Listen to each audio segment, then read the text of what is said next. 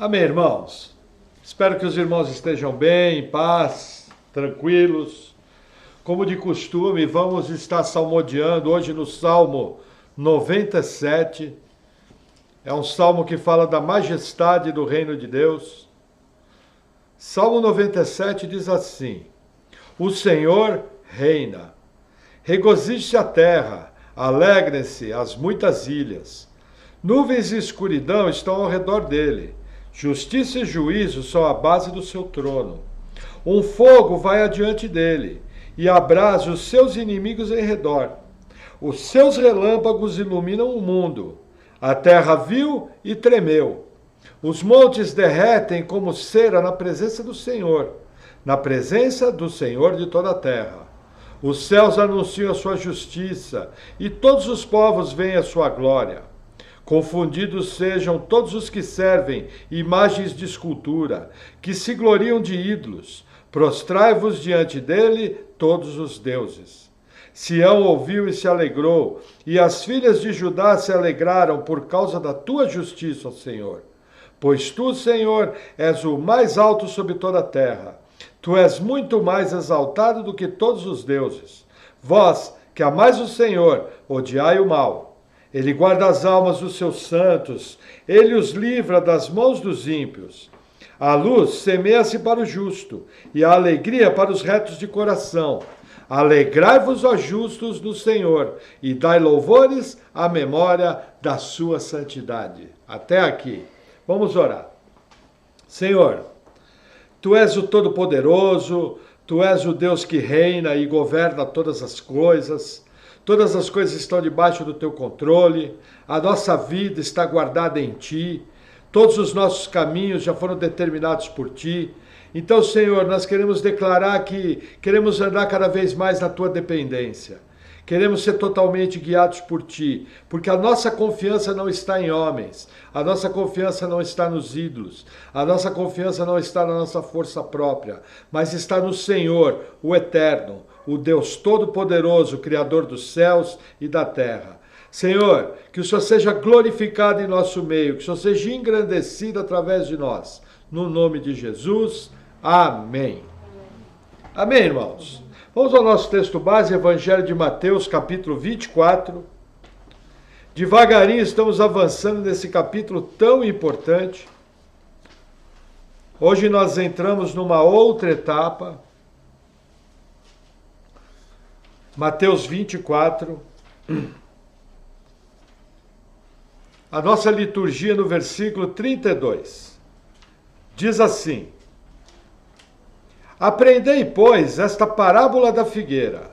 Quando já os seus ramos se tornam tenros e brotam folhas, sabeis que está próximo o verão. Igualmente, quando virdes todas essas coisas, sabei que ele está próximo às portas. Até aqui. Vamos orar pela palavra. Senhor, obrigado por tua palavra, obrigado porque tu és o Deus que escreveu a história e de antemão nos revelou os fatos que irão acontecer em toda a terra. Eu oro em nome de Jesus, primeiramente pedindo pela vida dos meus irmãos, que o Senhor venha dando entendimento, sabedoria, discernimento, e eu oro pedindo, Senhor, que o Senhor me capacite a transmitir de maneira bíblica a tua palavra, que eu possa ser um instrumento usado em tuas mãos. Vem com o teu poder sobre nossas vidas, Senhor. Edifica a tua igreja em tua palavra. No nome de Jesus, amém. Amém, irmãos. Veja, estamos avançando mais um pouquinho no Evangelho de Mateus, capítulo 24. E aqui Jesus, ele propõe uma parábola. Ele fala: Aprendei, pois, a parábola da figueira. Quando já os seus ramos se tornam tenros e brotam folhas, sabeis que está próximo o verão. Veja, essa parábola aqui tem uma história bem interessante. Teve um best-seller, um livro que vendeu demais, ficou por muito tempo entre os livros mais vendidos. Na década de 80, 90, até nos anos 2000 ele vendia muito bem. E uma das propostas desse livro era o seguinte: que a figueira dita aqui era Israel. E que como o Israel moderno foi fundado novamente em 1948, nós estaríamos vivendo a última geração. E aí o autor desse livro, entre outras coisas, ele discutia quanto tempo que durava uma geração bíblica. 40 anos, que foi o que foi no deserto. 70 anos, que é o que... 70, 80 anos, que é o que fala o Salmo 90. 120 anos, que foi o tempo de vida de Moisés. E dentro dessa discussão e dessa defesa, veja, esse livro vendeu demais. Agora, o que acontece? Existem algumas passagens da Bíblia em que a figura da figueira está associada a Israel. Uma delas é quando Jesus amaldiçoa a figueira, dizendo não dê mais fruto. Mas o que Jesus estava nos ensinando ali? Primeiro, mostrando que ele tinha poder sobre os seres vivos. Por isso que ele é Deus. Segundo, representativamente falando, mostrando que Israel, a não aceitar o Cristo, Israel estaria debaixo de condenação e não daria mais frutos, até no futuro, que Romanos nos mostra que no futuro vão haver muitos judeus salvos. Só que o que acontece? É muito difícil você encaixar essa figura de Israel nessa parábola. Primeiro, antes de 1948, a figueira não estava, segundo essa tese, Israel não estava refundado. Segunda questão, assim que passarem 70, 80 anos e nós já estamos há 75 anos vai fazer de que o Israel moderno foi fundado. Então o que acontece? Sempre que eu vou lidar com uma parábola, primeira coisa, eu tenho que evitar interpretar símbolos das parábolas. Nós, a partir daqui, nós vamos lidar com 4 parábolas. O que alguns intérpretes, nas igrejas modernas, o que o pessoal faz? Eles querem pegar uma parábola é uma história do cotidiano, uma história do dia a dia, na qual está sendo usado como uma alegoria para eu entender a fotografia que aquela história tem, eu entender uma mensagem maior por trás. O que muitas igrejas hoje em dia fazem? Eles querem aplicar uma interpretação bíblica dentro da parábola. E isso é um risco enorme, porque eu começo a encontrar símbolo e interpretação num lugar que não é para ter símbolo e não é para ter interpretação. O que Jesus está querendo nos transmitir aqui? No Israel, na região de Israel, quando vai chegando mais ou menos perto do mês de fevereiro, do mês de março, que vai começar a se aproximar a primavera lá no hemisfério norte. Então, quando o inverno vai acabando, no hemisfério norte, o inverno acaba em 22 de março.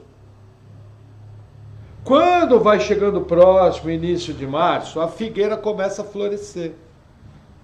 O que Jesus está querendo ensinar? Olha, da mesma maneira que vocês começam a ver a figueira dar os ramos, e vocês sabem que o verão está próximo, quando vocês virem essas coisas, vocês vão saber que a minha volta está se aproximando. É isso que Jesus está querendo ensinar. Gente, os sinais vão ser claros. É isso que Jesus está querendo ensinar. E o que acontece? Quando eu falo em sinais, eu tenho que tomar muito cuidado. Porque, primeiro, existem os sinais da certeza de que Jesus vai voltar. Que sinais são esses? Eu anotei alguns aqui. Guerras, fomes, pestes, terremotos. Quando eu começo a ver essas coisas acontecerem, é uma certeza que Jesus vai voltar. Então esse é o tipo de sinal. Agora, existem os sinais da iminência. Por exemplo, nova ordem mundial, fundação do Israel moderno, tecnologia, a apostasia, quando houver a manifestação do anticristo. Aí eu sei que está na iminência. Então eu tenho que saber, por exemplo, hoje, eu comecei a ter um sinal da iminência com Israel sendo fundado. Mesmo assim, eu não sei quantos anos tem. Então é o primeiro. Eu comecei a ter um sinal de iminência com a apostasia. Hoje nós vivemos no mundo apóstata. Mas eu ainda não sei quanto tempo. Por quê? Porque ao mesmo tempo que nós vivemos no mundo apóstata, nós também vivemos em alguns lugares da Terra muita gente sendo salva. Por exemplo, América Latina, África e Sudoeste da Ásia. Enquanto a Europa está virando um cemitério espiritual, esses outros lugares, muita gente está sendo salva. Por exemplo, o Brasil é um país que é celeiro de missionários. O Brasil manda missionários para o mundo inteiro. A África está começando a ser celeiro de missionários. A China, para vocês terem uma ideia, existe um caminho muito antigo que sai da China e vai ali para aquela região do Afeganistão, do Iraque, é a chamada Rota da Seda. É um caminho que existe, se eu não me engano, há mais de 3 ou 4 mil anos. Essa Rota da Seda está fechada pelo governo chinês. O que a igreja da China, que é duramente perseguida, está tentando? Via Rota da Seda, mandar missionários para os países árabes, que é a região menos evangelizada da Terra, onde tem mais perseguição. Então eles estão tentando sair da China, os missionários, para ir para os países árabes e evangelizar. Aí você fala, nossa irmão, mas são malucos? Vai evangelizar nos países árabes? Gente, eles já vivem debaixo de perseguição. A igreja subterrânea da China parece que já tem em torno de 200 milhões de fiéis. E é uma igreja subterrânea, escondida. Veja, o regime chinês é extremamente cruel. Não é tão cruel quanto o regime da Coreia do Norte. Mas é um regime bem cruel com os cristãos. Então, perseguição por perseguição. Ser perseguido por olhinho puxado, ou ser perseguido com quem fala halalalabum, quer dizer nada, eles querem pregar o evangelho. Então o que eu tenho que entender? Durante o século XX, os sinais da iminência começaram gradativamente a aparecer. Multiplicada a tecnologia, a ONU ansiando por uma religião única mundial, a ONU ansiando por um governo único mundial, o mundo anseia por isso. A Europa, a comunidade europeia tentou chegar num ponto, não conseguiu, houve um recuo, mas a comunidade europeia tentou unificar toda a Europa. Então, só não unificou porque Deus não determinou ainda. Então, o que eu tenho que entender? Hoje eu tenho a certeza que Jesus está vindo. E começo a ver que a iminência está se aproximando. Agora, Jesus fala, essa geração vai ver a vinda. Aí a pergunta é, o que é uma geração na Bíblia? Essa é uma grande pergunta. Aí entra aquela discussão, 40 anos, 70 anos, 120 anos, novamente. Não é ideia da parábola definir o que é uma geração. A ideia da parábola é mostrar o seguinte, quando vocês virem os sinais da iminência, pode ter certeza que eu vou estar voltando, exultai, porque chegada é a vossa redenção. Agora, hoje em dia, isso eu posso falar para vocês. O ambiente que nós vivemos hoje no mundo é completamente diferente do que era há 20 anos. A coisa andou muito rápido. O relógio disparou de maneira muito rápida. Como eu comentei para vocês, eu imagino que o governo do anticristo vai ser uma ditadura tecnocrata, porque ele vai precisar da tecnologia para poder exercer poder sobre todo mundo. No ano 2000, essa tecnologia não era presente. Entendeu? Hoje, olha, basicamente está tudo pronto, eu já não preciso de mais nada. Agora, com a chegada das antenas 5G, O mundo vai estar mais ainda entrelaçado, as comunicações mais entrelaçadas, as relações humanas mais entrelaçadas, e a coisa vai chegar de uma maneira mais rápida. E a tendência é cada vez mais a tecnologia avançar. Hoje, um ano de conhecimento científico, ele se renova de maneira muito mais rápida do que era 10 anos atrás. E há 10 anos atrás se renovava de uma maneira muito mais rápida do que era 20. Só que o que está acontecendo, palavras do profeta Daniel. O profeta Daniel fala o seguinte, não fala que o saber se multiplicará. Não fala que o saber se somará. Multiplicar quer dizer uma coisa que avança muito rápido. Então, por exemplo, a tecnologia hoje é algo que eu tenho que ver. Nós conversamos isso na última palavra. O anticristo, o falso profeta, para imprimir o sistema único de crédito chamado 666, ele vai precisar da tecnologia. Não tem como. Hoje você chega em qualquer lojinha, você paga a conta com o seu celular. Você chega em qualquer lojinha, você paga a conta com um cartão de aproximação. Você vai na Suécia, por exemplo, muita gente já está com chip implantado. O 666 é o chip? Não temos certeza, mas alguma tecnologia que vai identificar e vai rastrear é.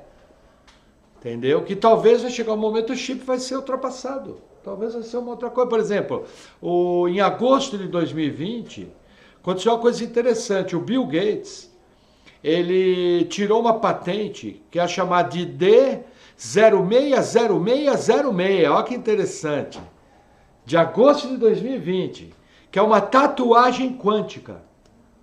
O que é essa tatuagem? Essa tatuagem ela tem microagulhas, ela entra em contato com a pele, as microagulhas são absorvidas pela pele, e através daquilo você tem todos os dados da pessoa e você consegue rastrear todo o sistema sanguíneo da pessoa, se ela foi vacinada, se ela não foi, entendeu? Inclusive se defende que as carteiras de vacina num futuro não muito distante, deveriam ir para uma tatuagem quântica. Também foi desenvolvida uma tecnologia de luz ultravioleta chamada luciferase. Então o que é a luciferase? Ela é sensível à luz, se eu não me engano, ultravioleta. Pode ser que eu esteja falando besteira, mas ela é sensível a um determinado tipo de luz. Ela fica roxa. Então você batendo a luz, aquilo você sabe. Então o que acontece? Só o número da patente já dá algo para você falar, nossa, gente, uma patente 060606, tá lá, 666. Entendeu? Agora nós não sabemos se foi feito de propósito para chamar atenção ou se realmente tem alguma coisa por trás. Mas veja, nós nunca tivemos uma tecnologia assim. Outro detalhe, essa tatuagem quântica, depois de colocada, não tem mais como tirar. E ela, pela informação que eu tenho, ainda estou estudando mais o assunto, eu estudei um pouco ano passado, mas estou retomando um pouco agora, ela se torna quase que invisível a olho nu. Parece que ela é absorvida pela pele. Entendeu? Isso é uma tecnologia inimaginável. Entendeu? Agora, é lógico, veja, acontece o sequestro, a pessoa que tem o chip pode ser localizada. O que eu tenho que entender? Gente, eu não posso ser inocente. Todas as propostas que vão vir para cumprir as profecias bíblicas, elas têm que ser amarradas em propostas boas. Por quê? Porque o mundo, em geral, não vai aceitar algo mais. Como eu costumo brincar, ninguém chega para você e fala, domingo vai lá em casa, vai ter um churrasco. Aí você fala, por quê? Não, porque eu estou indo batizar meu filho pro diabo e vou fazer maior festa. Você não vê ninguém fazer isso. Em geral, até aquela pessoa que nem crê muito em Deus, ela vai, batiza o filho, faz primeira comunhão, faz uma festinha, faz um almoço. Porque, em geral, as pessoas num país como o Brasil, não perderam a noção de Deus. Você vai na Argentina, você vai no Paraguai, você vai na Bolívia, você vai na Colômbia, na própria Venezuela, debaixo de um regime de esquerda. As pessoas não perderam a noção de Deus. Por exemplo, Estados Unidos, 65% das pessoas dizem que Deus é importante. Dos países de primeiro mundo, é o país que tem mais gente que acredita em Deus. Então eu tenho que entender o seguinte, o anticristo não vai vir como um diabão, chifrudão. Ele vai vir com soluções, ele vai vir com propostas boas, entendeu? Vai vir diminuindo a fome na terra, entendeu? Vai vir fazendo coisas, resolvendo problemas econômicos. Então, para resolver o problema econômico, precisa ter o problema econômico antes. Então eu tenho que entender que o mundo vai ser mergulhado numa crise. E como é que eu sei isso? Porque a Bíblia aponta, é o cavalo da carestia. O segundo selo, se eu não me engano, ou o terceiro. É o terceiro selo, o segundo selo é da guerra. No terceiro selo, fala, o cavalo sai cavalgando. Uma medida de trigo por 1 denário, 3 medidas de cevada por 1 denário. Entendeu? Falando do quê? Da fome, da inflação. Para vocês terem uma ideia, gente, esse ano aqui a inflação acumulada dos Estados Unidos, esse ano, no ano, já está em 6,75. Para Estados Unidos é um absurdo, não existe isso. De janeiro a outubro, o Brasil acumulado de 12 meses está encostando na inflação de 2015 do governo Dilma, de 10 pontos, 10%. E não está desacelerando. Por quê? Porque está havendo uma crise na cadeia de suprimentos. Vários componentes não estão chegando. Por exemplo, eu fui pegar o amendoim, a gente gosta de fazer trilha, leva um pouquinho de amendoim para uma emergência. A embalagem do amendoim que eu estava usando era opaca. Por quê? Porque faltou no mercado embalagem transparente. E a fábrica, para não parar de produzir, teve que procurar uma outra alternativa de embalagem. Por exemplo, tem clientes meus que não estão conseguindo abastecer de plástico. Por quê? Porque a cadeia de suprimento foi cortada. Vocês vão ver a que preço que os eletrônicos vão chegar, agora daqui, não dá muito, daqui a 20 dias o preço que os eletrônicos vão estar. Por quê? Porque existem componentes que não estão sendo fabricados. A cadeia de suprimento cortou. E isso vai levar o mundo para uma profunda crise em 2022.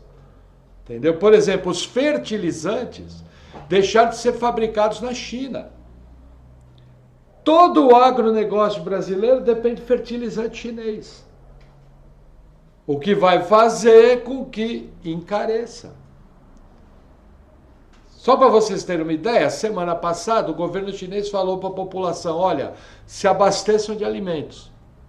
E houve uma tremenda correria em algumas cidades grandes da China que esvaziou o supermercado. Por exemplo, você vai na Inglaterra, a Inglaterra não tem carne fresca para vender no mercado há quase 1 ano. Uma coisa inimaginável, determinados produtos sumiram das prateleiras e não voltaram. O que eu estou querendo dizer? O mundo, da maneira que funciona, é muito fácil quebrar a produção. Por exemplo, antigamente no Brasil, se a produção parasse na China, eu fabricava aqui. Você ia na Argentina, tinha um parque industrial presente. Hoje, quando fechou o canal de Suez no ano passado, congestionou de navio, que passam lá da Ásia para a Europa. Então hoje o sistema econômico que se implantou no mundo vai ser muito fácil haver uma crise. E aí que vai levantar o anticristo com solução para todos os problemas. Que nós temos que entender que ele vai agir segundo a eficácia de Satanás. Satanás é tudo menos burro.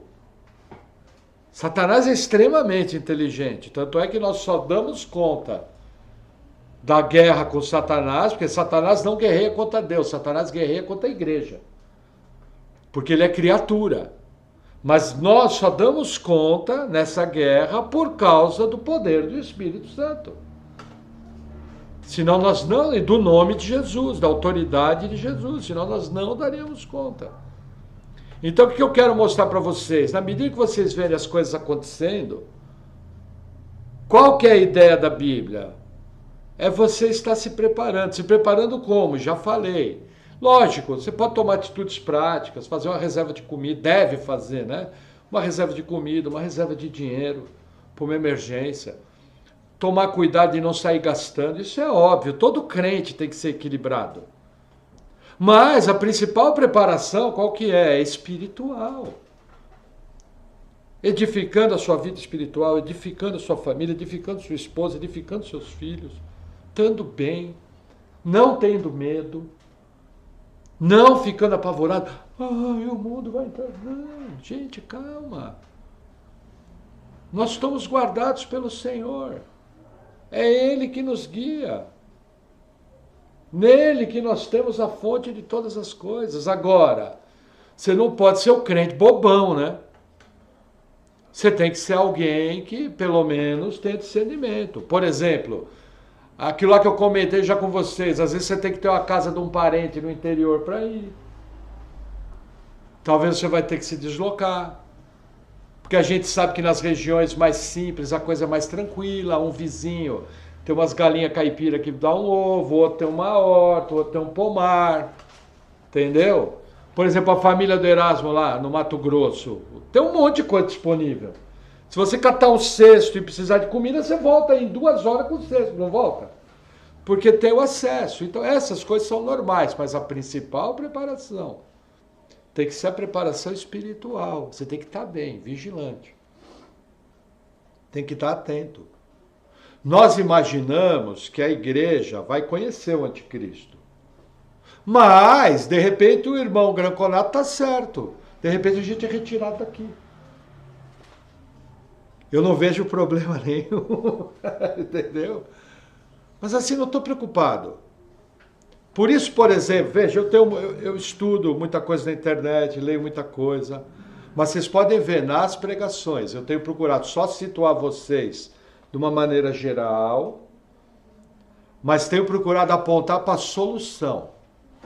Por quê? Se você quiser ouvir falar de problema, tem um monte de gente no YouTube para falar de problema. Mas o nosso papel como igreja é falar da solução. E a solução é Cristo. A solução é consagração. A solução é estar bem espiritualmente. Eu não vou queimar meu ministério falando de sinais, que são muitos, mas eu não vou dedicar minha pregação a isso. Eu tenho que fortalecer você espiritualmente. Eu tenho que nutrir você do alimento espiritual bom, da palavra, para você sair daqui bem. Esperançoso, consciente. Deus é quem me guarda. Deus é o Senhor de todas as coisas. Todos os fatos estão na mão do anticristo. Quando eu vejo uma tatuagem quântica, glória a Deus, Jesus está voltando. Quando eu vejo tecnologia 5G, glória a Deus, Jesus está voltando. Logo, logo eu vou estar me encontrando com o meu Senhor. Pela eternidade.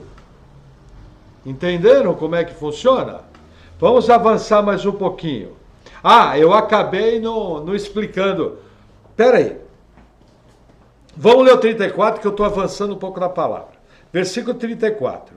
Jesus falando.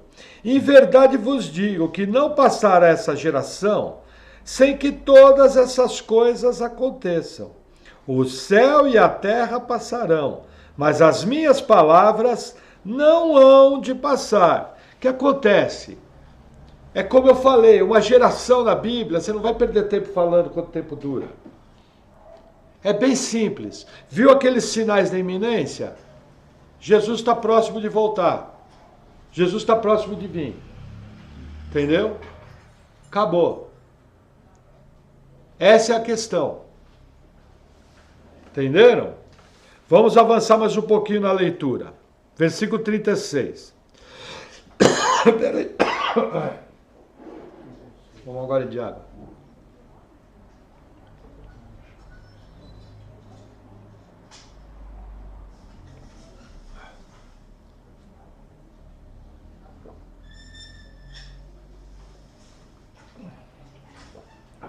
Depois me serve um pouquinho mais de água. Secou. Eu acho que eu estou esquecendo alguma coisa aqui. Não, mas só um minuto. Amém. Tá. Certeza, dias de guerra, tá bom. Deixa eu reler de novo para dar sentido. Versículo 35. O céu e a terra passarão, mas as minhas palavras não hão de passar. O que Jesus está dizendo? Veja, da mesma maneira que ele diz, Mateus 24, Ari, versículo 35. Da mesma maneira que ele diz que ele está próximo às portas, quando você vê os sinais, quando você vê todas essas coisas acontecerem, a manifestação do anticristo, a tecnologia, você vê tudo isso, Jesus fala, está próximo o fim. Só que ele vem e faz uma afirmação seguinte, gente, as minhas palavras não passarão, é da maneira que eu decretei. Por que Jesus está falando isso? Gente, esse versículo 35 está aqui para que você tenha sobriedade. O crente tem que ser sóbrio. Então, é como eu expliquei. Você olha e fala, nossa, esse sinal é um sinal da certeza que Jesus está voltando. Você olha para o século XX, os terremotos aumentaram. Aí você olha, nossa, aquele sinal é o sinal da certeza. Você olha para o século XX, as guerras devastaram o século XX. Mataram muita gente. Os regimes totalitários mataram mais que a Segunda Guerra Mundial. O genocídio comeu solto. Isso é um sinal da certeza. Entendeu? Só que veja, não é só isso. Aí eu começo a entrar nas pestes. Veja, século XX se descobriu a penicilina. Só que no século XX começaram a surgir muito mais doenças. Hoje em dia, inclusive, você vai no médico, tudo é virose. Já percebeu? Tudo é virose. Quando começa a falar muito que é virose, é porque ele não sabe o que é. Entendeu? Aí em laboratório se descobriu um vírus tal, se descobriu outro vírus, descobre mais ou menos o sintoma, fala, não, você está com rotavírus. Você está com adenovírus, por isso está vindo esse resfriado, você está com tal coisa. Entendeu? Até a gente que defenda que essa última doença que tem assolado o mundo escapou de um laboratório, pode ser, tem indícios. Mas veja, o homem está brincando de ser Deus. O homem tem feito manipulação genética em tudo. Você começa a mexer com genes, você começa a mexer com a criação da maneira que Deus fez, você vai começar a ter problema.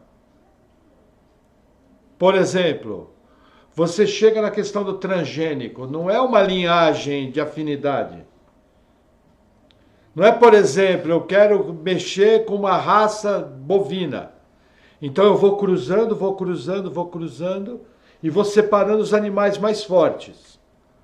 E aí, através de cruzamento, eu depuro a raça. Outra coisa é eu fazer manipulação genética no sêmen ou no óvulo e alterar cadeias genéticas. Num determinado momento vai dar problema. Por exemplo, outro dia eu vi um vídeo que fazia tempo, eu já sabia daquilo, mas era um bezerrinho que nasceu com 2 cabeças. Entendeu? Má formação congênita. Pode acontecer? Pode. Não se sabe nem como nasceu vivo. Mas pode acontecer. Entendeu? O que é? Uma má formação. Agora, por exemplo, quando eu começo a mexer com espécies, eu começo a ter problema. Por exemplo, existe uma preocupação no mundo que a vida moderna tem matado as abelhas. Se você acabar com as abelhas, acabou a vida na Terra. Entendeu? Agora, o que eu tenho que entender? Essas manipulações genéticas já é o saber se multiplicando e provavelmente vão haver acidentes.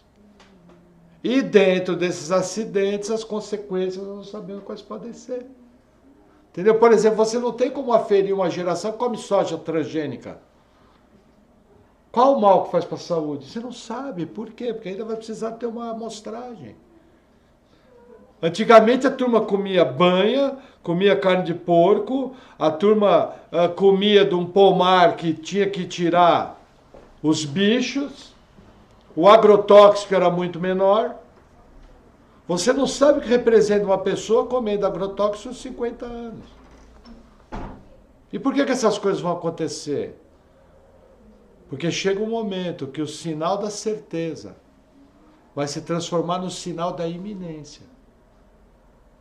E aí você vai começar a ver doenças diferentes, coisas diferentes, pestes, coisa como você nunca viu. Entendeu? E quando eu pego uma frase que nem o 35, o céu e a terra passarão, mas as minhas palavras não hão de passar, é porque Jesus está dando a letra. Fala, ó gente, da mesma maneira que a figueira floresce, vocês sabem que o verão está próximo, quando vocês verem esses sinais, vocês sabem que a minha vinda está próxima. Entendeu? E isso é uma coisa que eu tenho que estar atento. E aí, prosseguindo, o 36 diz assim, mas aquele dia e hora ninguém sabe, nem os anjos do céu, mas unicamente o meu Pai. Aqui tem um texto extremamente difícil da Escritura. Olha que interessante, Jesus está falando o seguinte, que o dia da sua vinda, só Deus Pai Todo-Poderoso é que sabe. Mas aí eu faço uma pergunta, Jesus não é Deus? Ele não é o unigênito do Pai? O único que foi criado daquela maneira? Aliás, deixa eu corrigir a minha frase, Jesus não foi criado. Se ele fosse criado, ele era criatura, e a gente virava tudo testemunha de Jeová.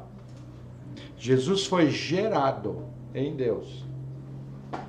É completamente diferente. É que nem o Espírito Santo. O Espírito Santo procede do Pai. Só que os três são Deus. Os três são um só. Ouve, ó Israel, só existe um único e verdadeiro Deus. Aí no Novo Testamento eu entendo que subsistem três pessoas, Pai, Filho e Espírito Santo. E os três são um. Me explica isso. Não tem como explicar.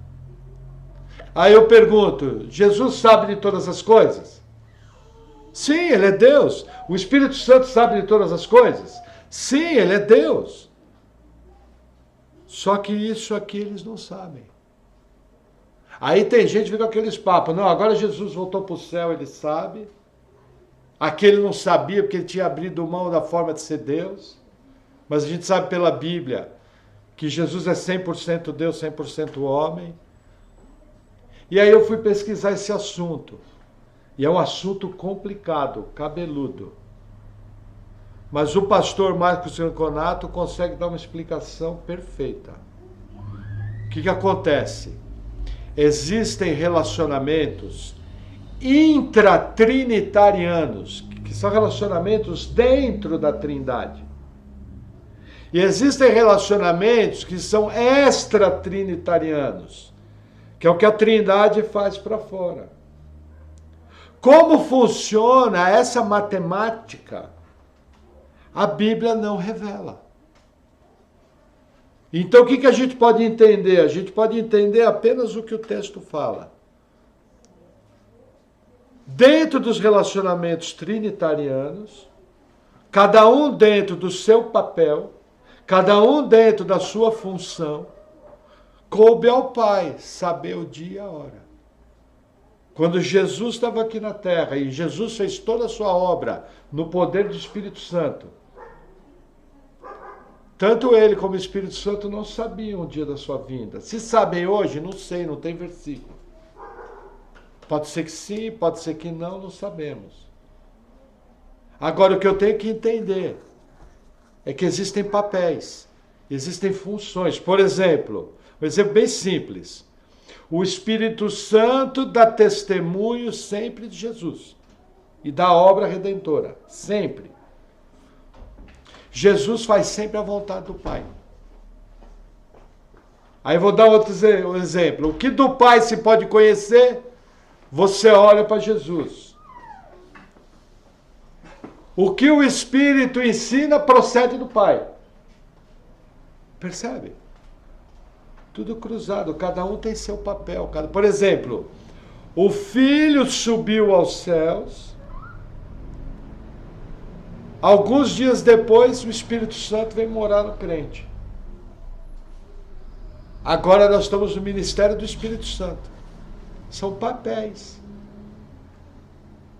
Só que quando eu estou pregando aqui, eu falo, gente, Cristo mora em você. A gente fala de uma maneira genérica. Mas o correto é, o Espírito Santo mora em você. Mas um dos nomes do Espírito Santo é Espírito de Cristo. Percebe? A gente não consegue entender. Aí o pessoal começa aqueles papos. Não, tá vendo? Jesus era um ser criado, Jesus não sei o quê. Não, é simples.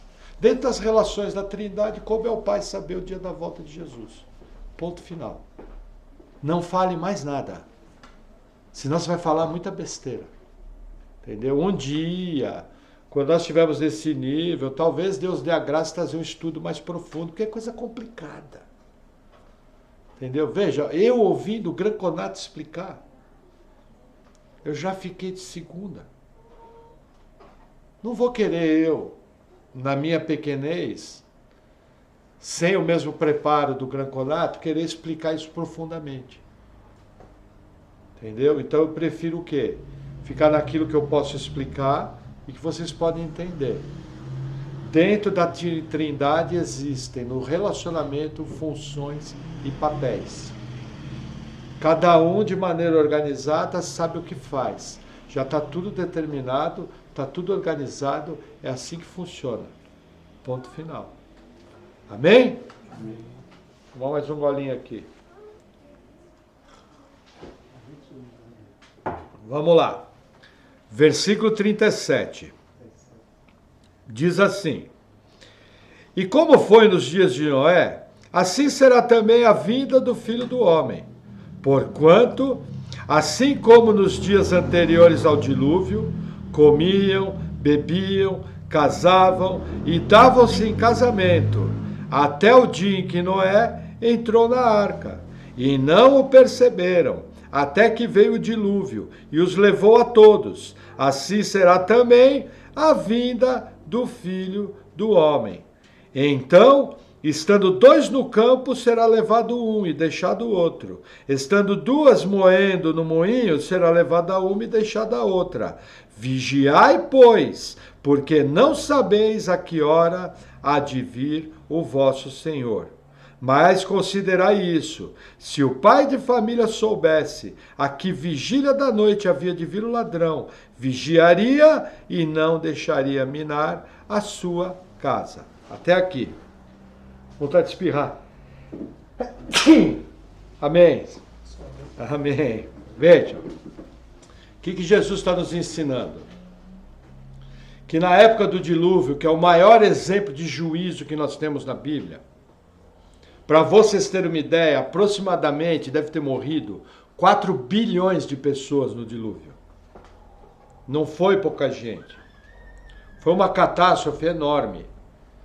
Entendeu? Se vocês quiserem, no nosso canal da igreja, tem uma descrição do dilúvio, Gênesis 6. A coisa foi feia. Então o que Jesus está querendo mostrar? Era notório em Israel que nos dias de Noé, toda a terra foi exterminada. E o que se contava em Israel? Que as pessoas não deram ouvido à pregação de Noé. Até que num determinado momento, entrou todo mundo para dentro da arca, Deus selou a porta. E começou uma tempestade como eles nunca tinham visto. E aconteceu uma catástrofe que matou todo mundo. E aí o que Jesus está mostrando? Que na sua vida, nos eventos de juízo, na destruição que está por vir, entende isso aqui de uma maneira ampla. Um grupo vai ser preservado e o outro grupo vai ser destruído. Quem são esses dois? O grupo preservado, os salvos. O destruído, os não salvos, vítimas do juízo. Agora, o que Jesus está mostrando? Gente, acorda. Na época de Noé, a turma comprava, a turma vendia, a turma casava, a turma fazia festa. E aparentemente, a tradição conta que Noé deve ter levado 120 anos para construir a arca. Dá até, veja, algo aproximado disso, provavelmente. E a Bíblia conta, lá nas epístolas de Pedro, que Noé era o pregoeiro de justiça, quer dizer, Noé pregou. Entendeu? Falando do juízo que ia vir. Quantas almas foram salvas? 8. O resto morreu tudo. Agora, aqui tem um versículo muito interessante, o 42, né? Vigiai, pois, porque não sabeis a que hora há de vir o vosso Senhor. Eu pergunto, Jesus é Senhor de quem? Da igreja. Certo? Esse versículo está falando para mim vigiar. Agora veja, nós vimos que tem sinais da certeza da vinda, que é doenças, guerras, fomes, terremotos, e tem sinais da iminência da vinda, que é a nova ordem mundial, governo do anticristo, tecnologia. E mesmo com todos esses sinais, Jesus fala para mim vigiar. E usa a figura de um ladrão chegando à noite de surpresa e roubando os bens da casa. Esse versículo me intriga. Porque veja, quando eu ver um líder assumir o controle do mundo, juntamente com um líder religioso, os dois assumirem junto, várias coisas acontecendo na terra, o mundo virando no chapéu velho, como vigiai? Como não sabeis o dia nem a hora? Uma das interpretações para essa passagem aqui é que se a igreja não cuidar, vai estar dormindo na vinda do Senhor. A interpretação mais corriqueira do Brasil é o seguinte, ó, gente, tá vendo? O próximo evento que vai acontecer é o arrebatamento, então ninguém sabe quando é. E aí você tem que vigiar para você subir no arrebatamento. Essa interpretação é simples. Só que nós vimos juntos pela Bíblia que eu não posso ter certeza que vai acontecer o arrebatamento antes. Na verdade, eu tenho lá um dado na última trombeta. Eu não posso desprezar esse dado. Só que na última trombeta, o anticristo já manifestou. O governo único mundial já está funcionando. Entendeu? O sistema 666 já vai estar funcionando. E mesmo assim Jesus fala para me vigiar. Eu acho que tem muitas coisas, veja, que a igreja não consegue perceber debaixo do nariz. Eu tenho notado, converso com algumas pessoas, por exemplo, nós estamos vivendo num mundo esquisito. Muita coisa estranha acontecendo. E para muita gente está tudo bem. Eu já olho diferente, eu olho o mundo hoje, opa, tenho que me consagrar. Tem que buscar Deus. Tem que ser mais cheio do Espírito Santo. Eu preciso mais da vida de Deus na minha vida para me ter discernimento como agir. Cada vez mais eu preciso ter uma comunhão com o Espírito Santo que mora em mim, de uma maneira intensa, em que ele me ensine todas as coisas, porque os tempos são difíceis. Cada vez mais eu preciso trazer Jesus para o seio da minha família, porque está cada vez mais difícil criar filho. Cada vez mais eu preciso ser uma testemunha de Jesus num mundo ímpio. E para ser essa testemunha eu preciso estar cheio do Espírito Santo. Só que eu olho alguns crentes, eles estão dormindo, eles estão numa boa. Eles estão correndo atrás, gente, entrando aqui. Estão casando, dando em casamento, fazendo festa. Gente, nesse problema sanitário que aconteceu, muitas igrejas esvaziaram. Outro dia eu estava vendo um irmão, ele tem uma igreja de mais de 2.000 membros, cabe na igreja dele. Entendeu? O irmão, o pastor Lamartine Pozella. Eu tenho coisas que eu não concordo com ele, mas em final dos tempos ele tem uma leitura muito boa. Entendeu? Mas assim, ele estava contando, ele falou, gente, 40% da minha igreja não voltou. A igreja está cheia porque eu tenho 500 mil de inscritos no YouTube. Então a igreja está cheia. Eu olhando do púlpito não notei. Mas tem um monte de rosto que eu via na minha igreja antes da crise sanitária que não estão mais. E eles são aproximadamente 40%. Eu pergunto, onde que está esse povo? Veja, será que eu preciso? Gente, olha a crise que nós passamos. Eu acho que teve muito exagero. Eu acho que teve número inflacionado, mas eu também acho que teve muita gente morta. Equilíbrio. Entendeu? Equilíbrio. Eu tenho que olhar dados, olhar números. Entendeu? Não posso confiar nos outros, eu tenho que eu fazer uma avaliação. E é uma coisa estranha. Entendeu? Por exemplo, direitos individuais que eram inegociáveis antes, já não são mais. Por exemplo, se antes eu alegava que para fazer um determinado tratamento, motivo religioso eu não faço, todo mundo respeitava. Hoje já não vale mais nada, derrubou isso. Eu tenho que ligar a antena, peraí, mas... Está lá, artigo 5 da Constituição. Ah, já sei, agora eu vou fazer... Não, agora você vai só ficar atento e orar. Isso é mais um sinal. E os crentes estão dormindo. Gente perdeu pessoas da família.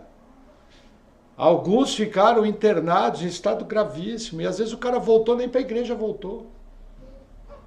Entendeu? Então eu acho esse versículo aqui super verdadeiro.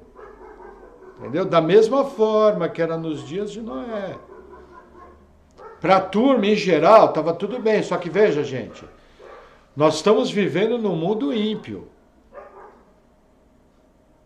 E quando eu comparo os dias de Noé com os dias de hoje, eu vejo que não tem diferença nenhuma. É uma coisa muito interessante.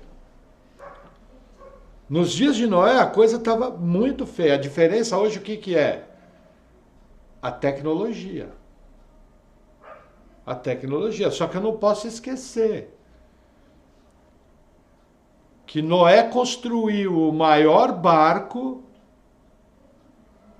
que até mais ou menos 1850 ninguém tinha construído um barco do tamanho da arca. O dilúvio foi aproximadamente...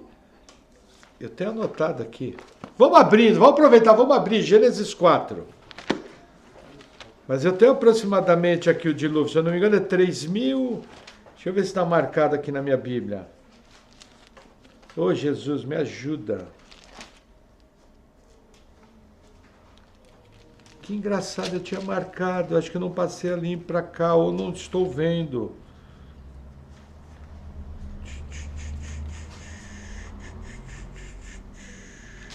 O Adalto Lourenço dá esse número, mas se não me engano é 3.500 e alguma coisa que foi o dilúvio. Entendeu? Então assim, só foi ser construído um barco quase 5.000 anos depois, do tamanho da arca. Quem construiu o barco? Noé e seus filhos. Com que ferramenta? Com o formão e o martelinho? A arca é do tamanho do transatlântico. Para vocês terem uma ideia, a arca cabe em 4.000 carros populares na arca. 4.000, Oscardi. É muito grande. Entendeu? Como ele construiu? Então, assim, a tecnologia hoje é eletrônica. Mas eles tinham tecnologia. Quando a gente vê os dias do dilúvio, é muito interessante. E veja, Jesus faz um alerta. E como foi nos dias de Noé, assim será nos dias da vinda do Filho do Homem. Se eu quero notar como é que vai ser o mundo, eu tenho que ir lá na Bíblia e ver os dias de Noé. E tem que fazer uma análise. Vamos ver se está parecido ou não? Vamos lá, Gênesis capítulo 4. Vamos ao primeiro texto. Eu vou usar leituras longas, tá? Gênesis 4, versículo 1. Conheceu Adão a Eva, sua mulher, e ela concebeu, e deu à luz a Caim, e disse: alcancei do Senhor um homem. Qual que era a esperança de Eva? Quando nasceu Caim, acabou de nascer aquele que vai pisar a cabeça da serpente. Era a profecia dada. Da tua descendência virá aquele que pisará a cabeça da serpente. Quando nasceu Caim, opa, vai ser esse. A narrativa continua, versículo 2. E deu à luz mais a seu irmão Abel. E Abel foi pastor de ovelhas, e Caim foi lavrador da terra. E aconteceu, ao cabo de dias, que Caim trouxe do fruto da terra uma oferta ao Senhor. E Abel também trouxe dos primogênitos das suas ovelhas e da sua gordura. E atentou o Senhor para Abel e para sua oferta. Mas para Caim e para sua oferta não atentou. E irou-se Caim fortemente, e descaiu-lhe o semblante. E o Senhor disse a Caim: por que tiraste? E por que descaiu teu semblante? Se bem fizeres, não é certo que serás aceito. E se não fizeres bem, o pecado jaz à porta, e sobre ti será o seu desejo, mas sobre ele deves dominar. Olha que interessante, eu pergunto, da onde que Abel e Caim resolveram adorar a Deus? O pai e a mãe ensinaram. O que eles fizeram? Um levou dos frutos, outro levou a primícia da criação. Abel foi aceito. O livro de Hebreus fala que Abel foi o primeiro mártir. Abel era crente. Para ser mártir tem que ser crente. Caim não foi aceito, mas olha que interessante. Os dois adoraram. Como é que está o mundo hoje? Adoração verdadeira na igreja, adoração falsa. Qual adoração Deus aceita? A verdadeira. Deus não aceita adoração falsa. Que mais que a gente vê hoje em dia? As pessoas querem adorar a Deus da maneira delas e não da maneira de Deus. Aí perseguem quem quer adorar certo. Pô, mas eu também acredito em Deus. Não, mas você não acredita no Deus da Bíblia. Porque se você acreditasse no Deus da Bíblia, você não faz isso que você está fazendo. Entendeu como funciona? É isso que eu tenho que parar para pensar. Se você perguntar para todo mundo, você acredita em Deus? Acredito. O diabo também acredita. Entendeu? O diabo também acredita. Aí o que acontece? Dá todo tipo de adoração errada, todo tipo de coisa errada. Entendeu? Toda bagunça. Um monte de coisa virado do avesso. E aí dá toda essa confusão que tem hoje. Uma bagunça de religião, uma bagunça de adoração, um monte de coisa errada. Amém? Vamos seguir mais um pouquinho. Versículo 8. E falou Caim com o seu irmão Abel. E sucedeu que, estando eles no campo, se levantou Caim contra o seu irmão Abel e o matou. E disse o Senhor a Caim: onde está Abel teu irmão? E ele disse: não sei, sou eu o guardador do teu irmão? E disse Deus: que fizeste? A voz do sangue do teu irmão clama a mim desde a terra. E agora maldito é tu, desde a terra, que abriu a sua boca para receber a tua mão, e o sangue do seu irmão. Quando lavrares a terra, não te dará mais a sua força. Fugitivo e vagabundo serás na terra. Então disse Caim ao Senhor: é maior a minha maldade, que possa ser perdoada. Eis que hoje me lanças da face da terra, e da tua face me esconderei, e serei fugitivo e vagabundo na terra. E será que todo aquele que me achar me matará. O Senhor, porém, disse-lhe: portanto, qualquer que matar a Caim 7 vezes será castigado. E pôs o Senhor um sinal em Caim, para que não ferisse qualquer que achasse. Qual é o quadro da época de Noé? Homicídio. E não é qualquer um. é irmão matando irmão, chamado fratricídio. Eu pergunto hoje, se nós chegássemos a 100 anos atrás, quantos crimes dentro da família a gente ouvia? Era raro. O máximo que você ouvia era o seguinte: o pai discutiu com o filho foi morar fora. Hoje, para vocês terem uma ideia, aquela moça que matou os pais, a Suzanne von Richthofen, tem seguidores na internet. Outro dia uma moça cometeu um crime parecido, disse que se espelhou nela. Hoje você vê gente famosa, filho matando pai, pai matando filho. Uma coisa horrenda. Gente, aqui é antes do dilúvio. Mal a coisa começou, uma geração ímpia já perseguiu a igreja não, os servos de Deus, porque aqui ainda não tinha igreja, mas tinha povo salvo, Abel, Gênesis 4. Aí o que acontece? Matou o irmão. Eu pergunto, o mundo hoje, sempre que pode, o que faz com os crentes?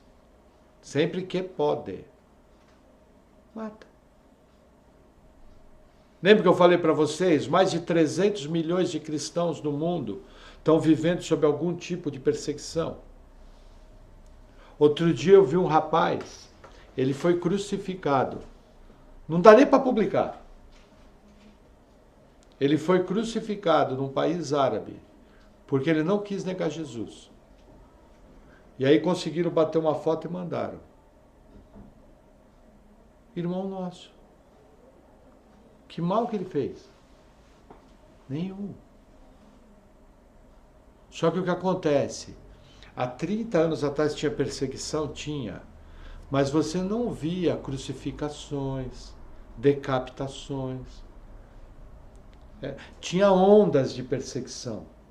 Vinha a onda, matava todo mundo. Por exemplo, a tão sanguinária Noite de São Bartolomeu, que foi no século XVIII. Morreram 30 mil cristãos em uma noite. Se não foi mais. Talvez o número esteja errado, que eu estou tentando lembrar de memória. Entendeu? Em uma noite. Você vê que a França até hoje é um cemitério do Evangelho. Por quê? Por causa da Noite de São Bartolomeu.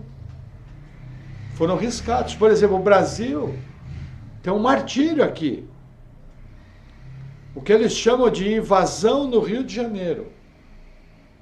Era um navio cheio de crentes, fugidos da Europa, sem nenhuma arma dentro do navio, e quiseram atracar na Baía de Guanabara.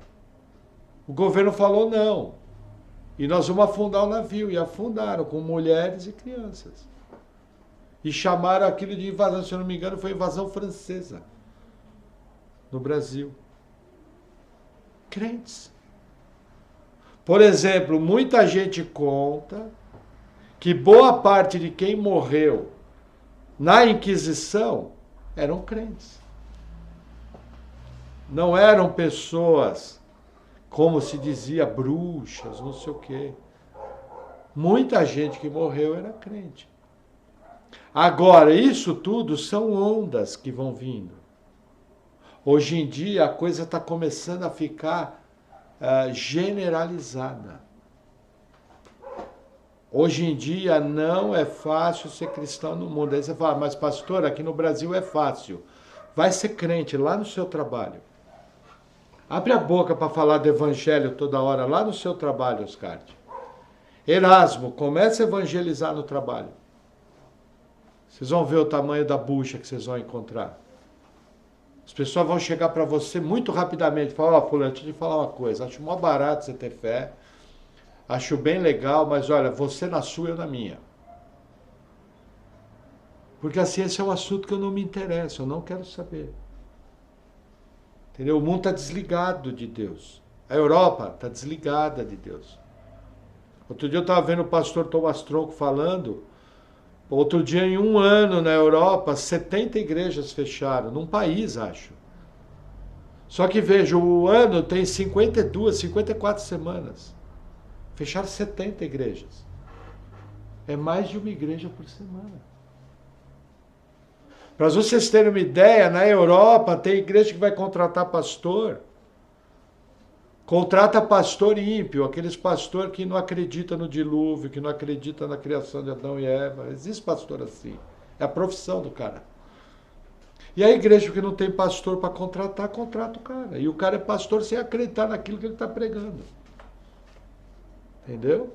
Isso é chamada teologia liberal. Ela entrou com tudo. Então nós vivemos num mundo hoje avesso a Deus.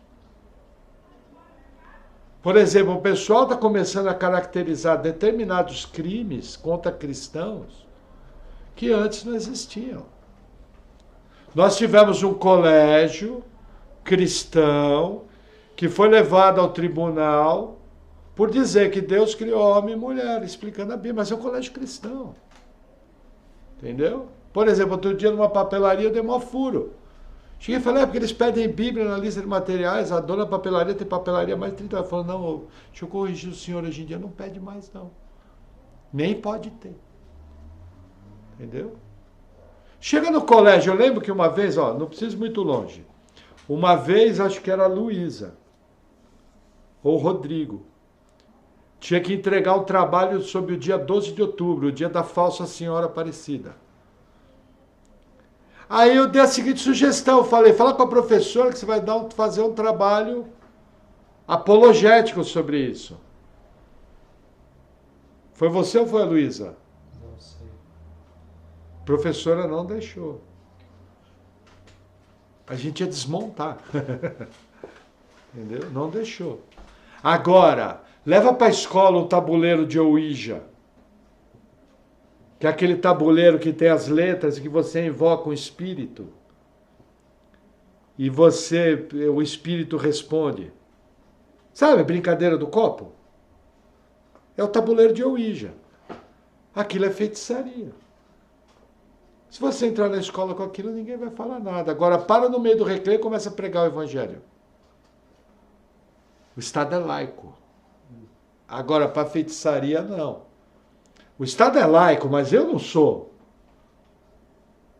Que bom que o Estado é laico, aí eu tenho liberdade de pregar. Porque o Estado é laico, eu posso abrir minha boca a hora que eu quiser. Glória a Deus por um Estado laico. Eu posso pregar, o budista pode pregar, o hinduísta pode pregar, mas aqui não. Entendeu? Tradições africanas são ensinadas. Heróis que vêm de uma raiz judaico-cristã, a estátua deles é queimada em praça pública. Achando que vai mudar alguma coisa. Não vai mudar. Entendeu? Mas a perseguição sobre os cristãos tem aumentado e os crentes não estão vendo. Não estão enxergando.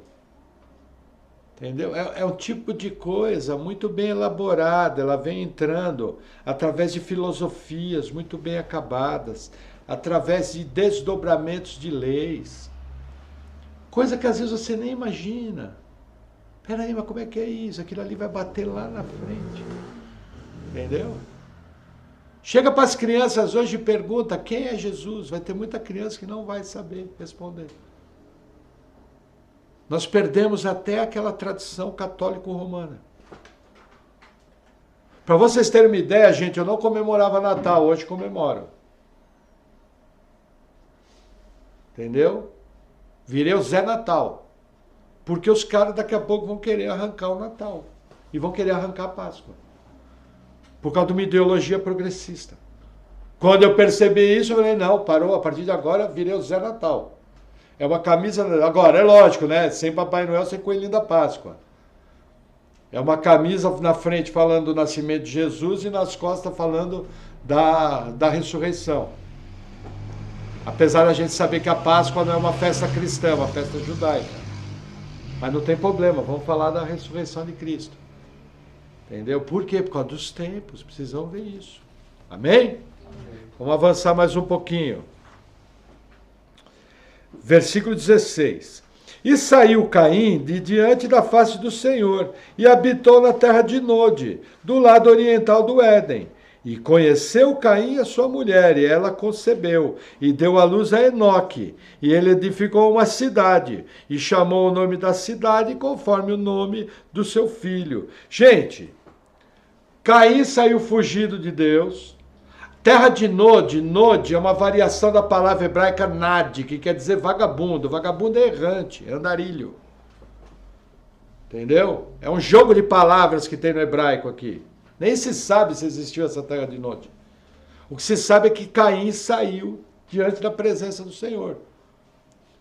E aí, ele coabitou com sua mulher. Aí vem aquela pergunta, pastor, se só tinha Abel e Caim, quem era a mulher de Caim? Gente, a Bíblia fala, no capítulo 5, que Adão e Eva tiveram filhos e filhas. Dentro de escritos extra-bíblicos, na tradição judaica, se conta que Adão e Eva tiveram 33 filhos homens e 31 filhas mulheres. Nas genealogias só se fala dos homens. Aqui está contando os 2 primeiros. Mas já tinha, depois vão nascer outros filhos. Nós estamos falando de pessoas que viviam 900 anos. Imagina quanta gente pode nascer dentro disso. Quem era a esposa de Caim? Simples, ou era uma irmã sua ou uma sobrinha sua. Ah, pastor, e podia? Lógico, a lei de Moisés só ia vir milhares de anos depois. Antes disso podia. Abraão casou com sua meia-irmã. Bem depois disso, depois do dilúvio. Entenderam? Então a esposa de Caim ou foi uma de suas irmãs ou uma de suas sobrinhas. Simples assim. Só que veja, aqui surgem as cidades. Eu pergunto, foi Deus que inventou a cidade?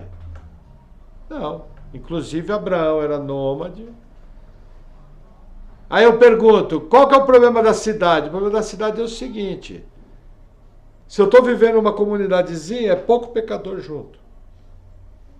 Se eu estou numa cidade do tamanho de Curitiba, é muito pecador junto. Se eu estou numa cidade do tamanho de São Paulo, é mais pecador ainda. Entendeu? Quem inventou as cidades foi Caim. Dentro da sua fuga de Deus, do seu afastamento de Deus, Caim cria a primeira cidade. Lógico, quando você pensa uma cidade aqui, é um vilarejo. Mais ou menos daquele estilo Velho Oeste. Você não sabe nem como é que eram as tendas, como é que eram as casas.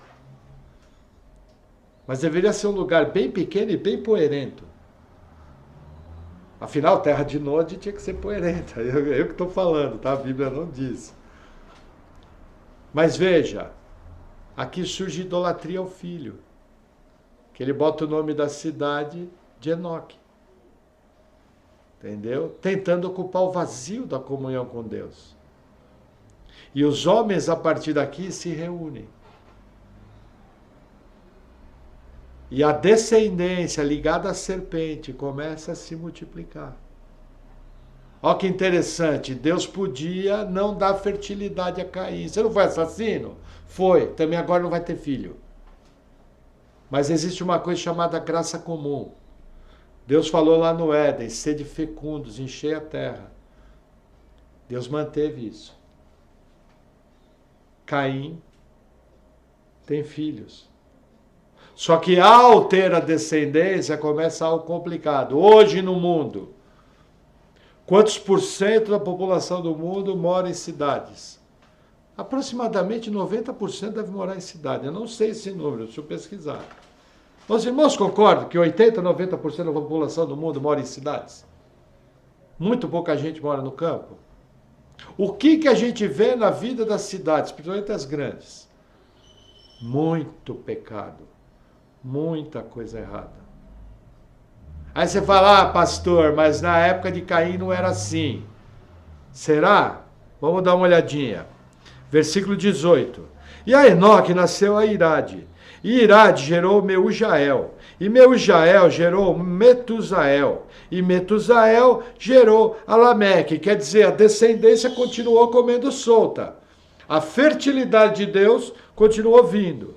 Versículo 19. E tomou Lameque para si 2 mulheres. O nome de uma era Ada e o nome de outra Zilá. Aqui surge Lameque, o primeiro bígamo da história. O que Deus tinha mandado fazer? Deixará o homem seu pai e sua mãe, unir-se-á a mulher e serão os 2 uma só carne.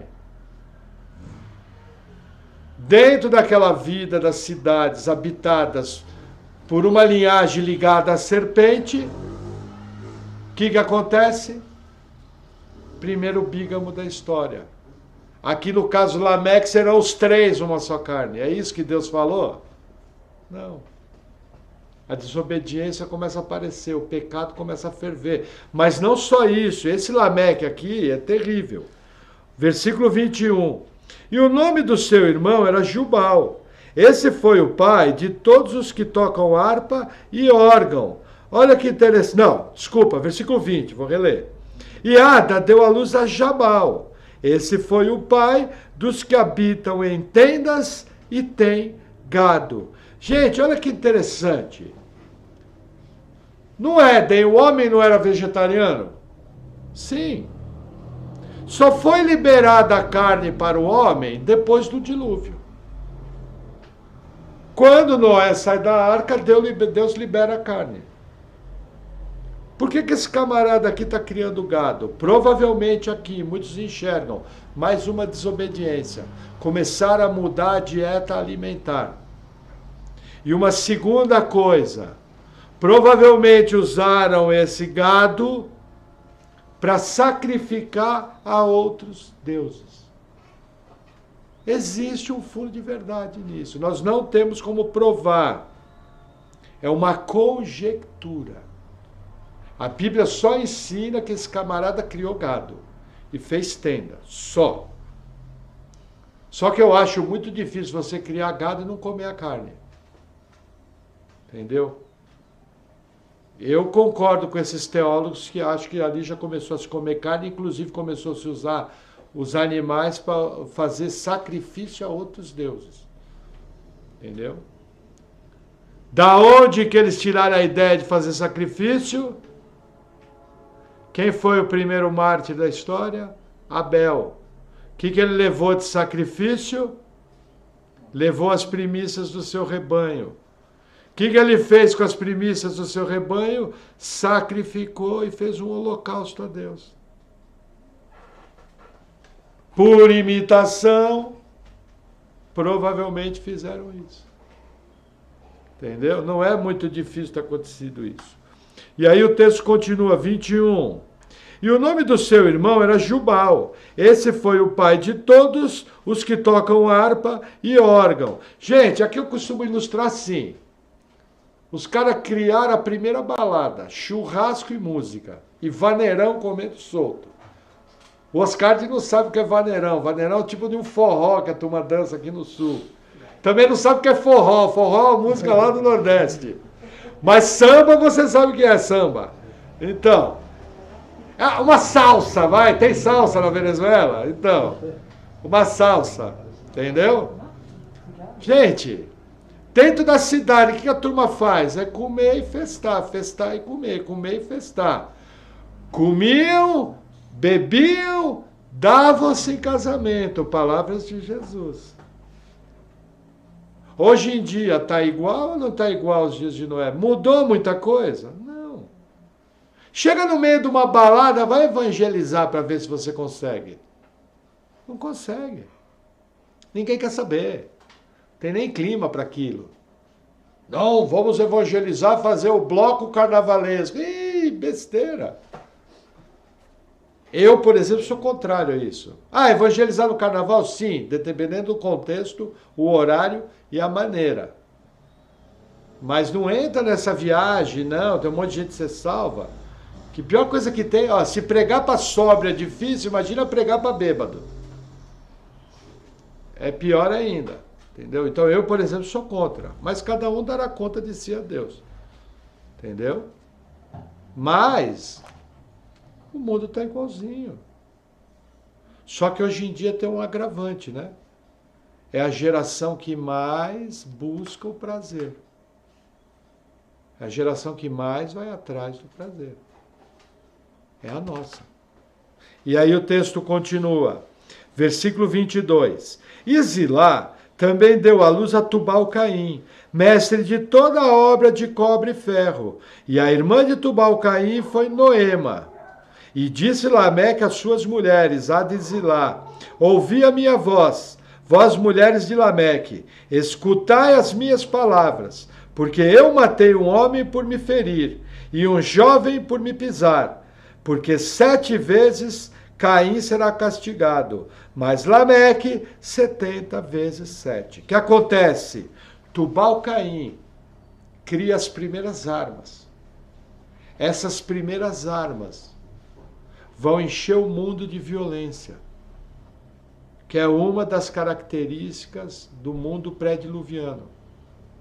Violência tal que o pai de Tubal-Caim provavelmente usou essas armas para matar esses 2 jovens. Por nada. Matou por nada. Entendeu? Simplesmente executou os 2 de maneira covarde. Agora, essas armas, olha que interessante, geraram um grande problema. Vamos lá em Gênesis capítulo 6. Gênesis capítulo 6. Versículo 3. Não, vamos ler o 1. E aconteceu que, como os homens começaram a multiplicar-se sobre a face da terra, e lhes nasceram filhas, viram os filhos de Deus, que as filhas dos homens eram formosas, e tomaram para si mulheres de todas as que escolheram. Então disse o Senhor: não contenderá o meu espírito para sempre com o homem, porque ele também é carne, porém os seus dias serão 120 anos. Havia naqueles dias gigantes na terra, e também depois, quando os filhos de Deus entraram as filhas dos homens, e delas geraram filhos. Estes eram os valentes que houve na antiguidade, os homens de fama. Versículo 5. E viu o Senhor que a maldade do homem se multiplicara sobre a terra, e toda a imaginação dos pensamentos do seu coração era só má continuamente. Então arrependeu-se o Senhor de haver feito o homem sobre a terra, e pesou-lhe no seu coração. E disse o Senhor: destruirei o homem que criei de sobre a face da terra, desde o homem até o animal, até o réptil, até a ave dos céus, porque me arrependo de os haver feito. Até aqui. O que acontece? Motivo do dilúvio: violência na terra, contaminação, mistura de linhagem. Se você quer aprender mais, vai lá no canal da igreja, entre Gênesis 6, tem toda uma explicação detalhada do que aconteceu. Não vou fazer isso agora, que é muito assunto. Mas o que eu quero mostrar para vocês, da família ímpia de Caim, aquilo se multiplicou, que a terra ficou numa violência, e que Deus teve que vir arrancar com a raiz tudo. Eu pergunto hoje, qual é o mundo que nós estamos vivendo? A gente tem medo até de abrir a boca por qualquer coisa. Sai uma briga, sai um tiro, sai uma facada. Por qualquer coisa. Na escola, um jovem, uma garota pode ser espancados. Por qualquer coisa. É um mundo extremamente violento. Eu pergunto, mudou? Não, agora. Há 50 anos atrás era diferente. Pelo menos no Ocidente. Hoje é generalizado. Hoje você vê mãe ensinando a filha a ir lá e bater. Antigamente falava, não filha, não filho, não entra em confusão. Meu pai falava, não vai brigar na escola, hein? Hoje em dia se ensina tudo diferente. Nós estamos vivendo uma sociedade extremamente violenta. E essa violência é generalizada. Isso serve para quê? Palavras de Jesus. Quando virdes que da mesma maneira que vocês veem a figueira florescer, quando vocês virem essas coisas, sabei que o fim está se aproximando. Olhando o mundo como está hoje, vendo o quadro dos dias de Noé, vendo que o mundo hoje está muito parecido com os dias de Noé, o que eu tenho que fazer? Tem que botar a cachola para funcionar, falar, opa, alguma coisa está acontecendo. É momento de me consagrar. É momento de pegar firme com Deus.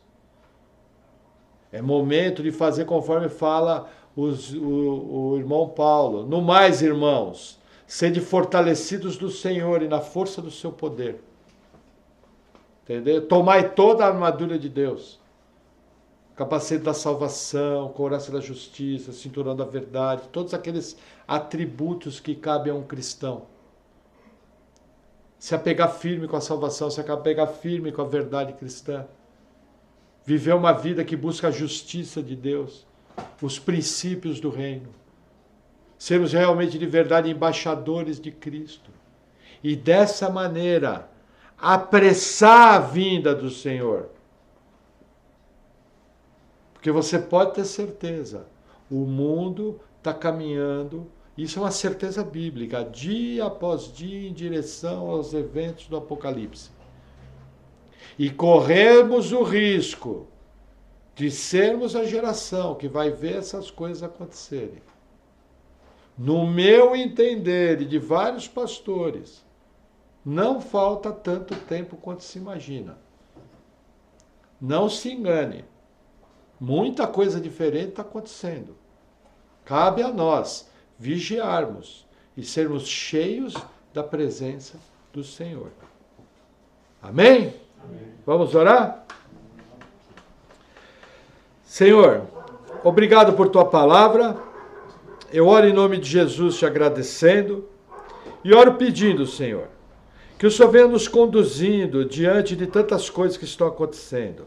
Que o Senhor venha com o teu poder, que o Senhor venha com a tua graça, que o Senhor venha, Senhor, nos dando discernimento e sabedoria. Que nós possamos ser abundantes em toda boa obra, possamos ser cheios da tua presença e possamos, Senhor, ser embaixadores de Cristo nesse mundo de trevas. No nome